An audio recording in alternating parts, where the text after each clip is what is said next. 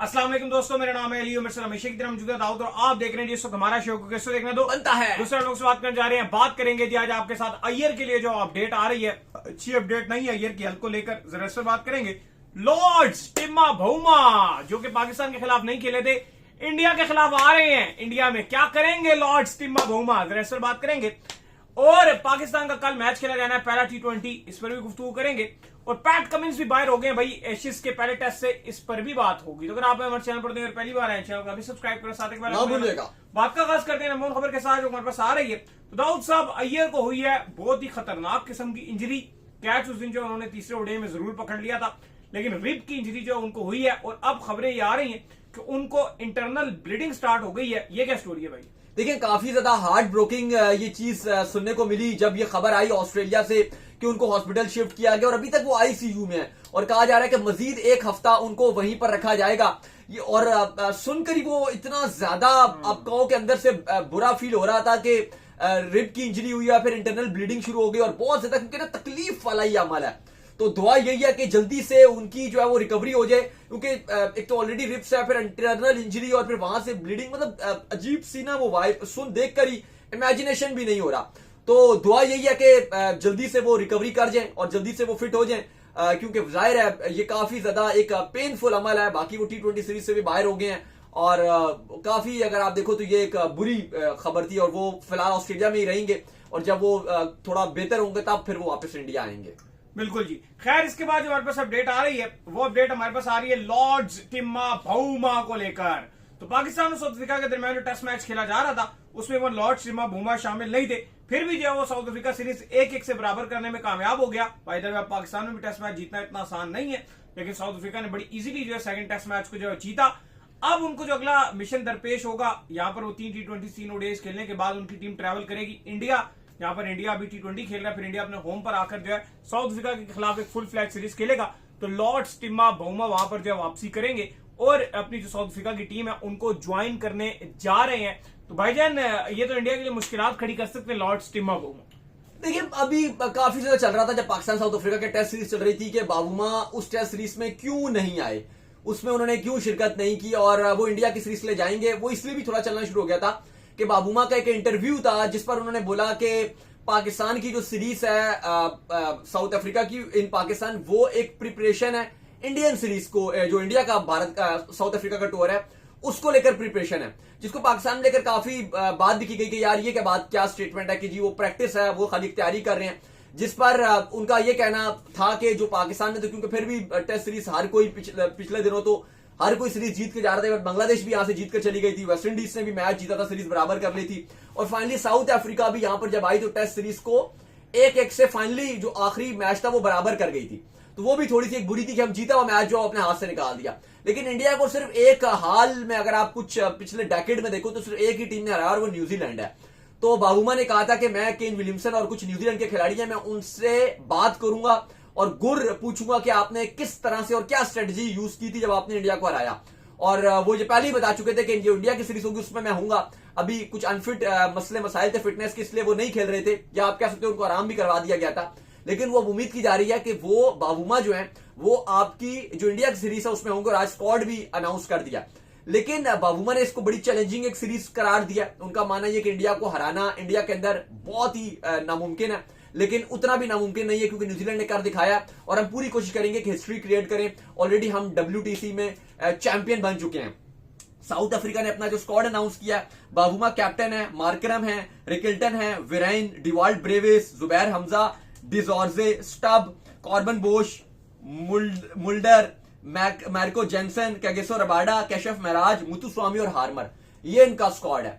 लगभग अगर आप स्क्वाड देखो तो पाकिस्तान वाला ही है, एक आध खाली तब्दीली हुई है, बाबूमा की इसके अंदर एंट्री हुई है। लेकिन जो लोग एक बात कर रहे हैं कि जी कि बाबूमा को पाकिस्तान उस वाली सीरीज में क्यों नहीं थे, तो आपको बता दिया कि वो थोड़ा सा अनफिट भी थे और वो चाहते थे कि जो इंडिया लेकिन दाऊद बड़ा अहम किरदार अदा किया था। WCL का जो फाइनल था WTC का, वो जीतने में बाबूमा का बड़ा अहम किरदार था। स्पिन को बड़ा अच्छा खेलते हैं और एक बड़े फनी कैरेक्टर हैं। इंडिया में बड़ी अच्छी उनकी फैन फॉलोइंग है, आएंगे तो मजा आएगा। खैर, इसके बाद जो अपडेट आ रही है वो ये आ रही है कि पाकिस्तान और साउथ अफ्रीका के दरमियान कल जो T20 खेला जाना है और नॉर्मली ऐसा होता है कि साउथ अफ्रीका कोई टीम ट्रैवल करके गई है तो साउथ अफ्रीका जो है पिंक शर्ट जो पहनी होती है उन्होंने, और वो जो कैंसर का कॉज है उसको जो है प्रमोट कर रहे होते हैं कि यार इसके लिए आगाही मुहिम जो वो चला रहे होते हैं, लेकिन पाकिस्तान ने भी जो है इसमें उनका साथ देने का जो इरादा किया है। और पाकिस्तान के भी जो तमाम तर प्लेयर्स हैं वो कल आपको पिंक जर्सी में जो नजर आएंगे।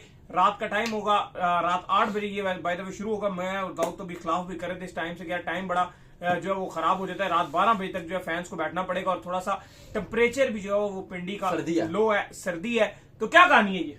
देखिए, आज सलमान अली आगा की प्रेस कॉन्फ्रेंस थी। आज दोनों टीम्स की प्रैक्टिस भी थी।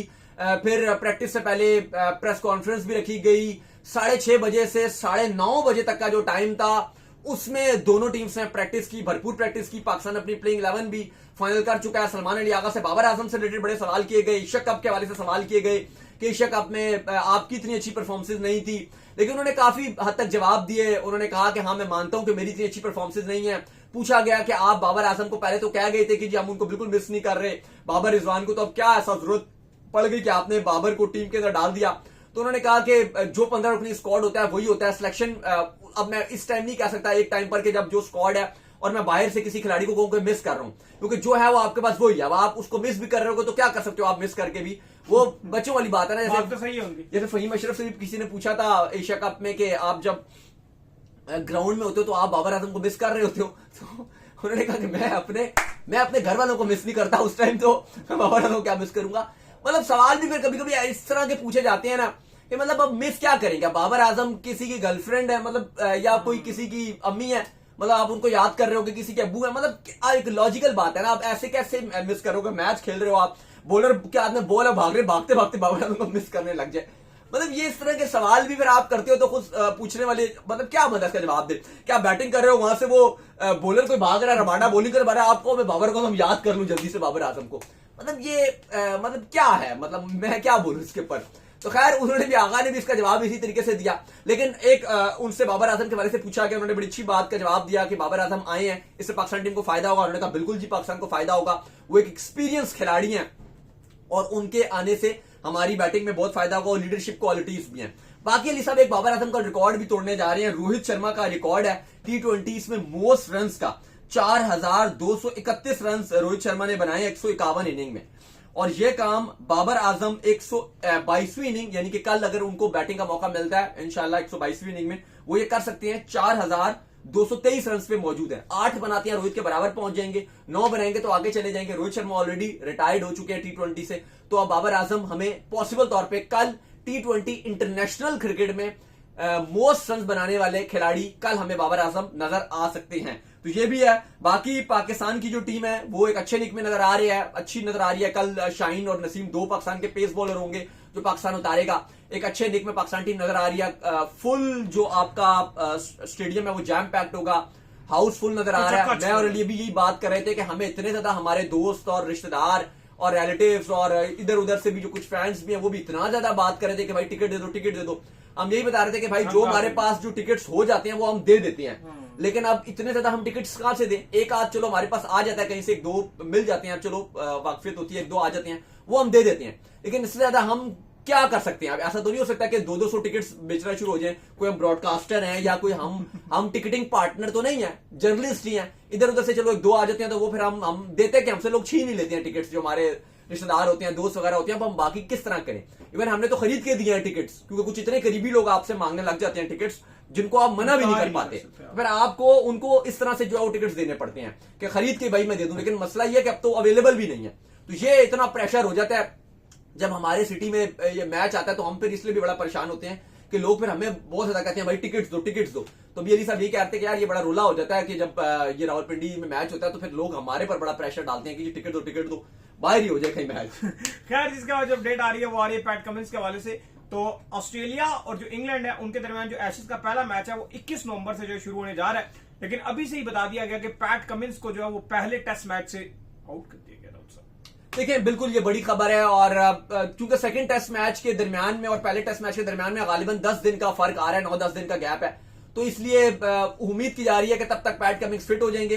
लेकिन फिलहाल जो उनके सिलेक्टर हैं उन्होंने भी अपडेट दिया और कोच ने भी बताया कि पैट कमिंस फिट नहीं रहेंगे। अभी इवन इंडिया ऑस्ट्रेलिया की ओडीआई सीरीज हो रही थी, वहां भी पैट कमिंस नहीं थे, और बता दिया गया कि पैट कमिंस चूंकि फिट नहीं रहेंगे तो अब उनकी जगह जो पहला टेस्ट मैच है उसमें स्टीवन स्मिथ को कप्तानी सौंप दी गई है और उसमें स्टीवन स्मिथ कप्तानी करेंगे। अलबत्ता जो बकिया टेस्ट मैचेस होंगे तब तक जो है वो वापसी कर जाएंगे और फिर पैट कमिंस जो अगले 4 टेस्ट मैचेस में अपनी कप्तानी करेंगे। लेकिन स्टीवन स्मिथ के पास बड़ी अपॉर्चुनिटी है कि वो अब एशेज में कप्तानी करेंगे फर्स्ट टेस्ट मैच में। तो चलिए उम्मीद करते हैं आज का हमारा शो आपको आएगा। स्नैप्स वीडियो को लाइक कीजिए और चैनल सब्सक्राइब कीजिए, साथ ही बेल आइकन को बजाइए, एक और काम कर लीजिए, वही कर लीजिए, हमारे फेस पेज को फॉलो कीजिए, लिंक डिस्क्रिप्शन में मौजूद है। आप सुनते हैं नेक्स्ट वीडियो में। अल्लाह हाफिज।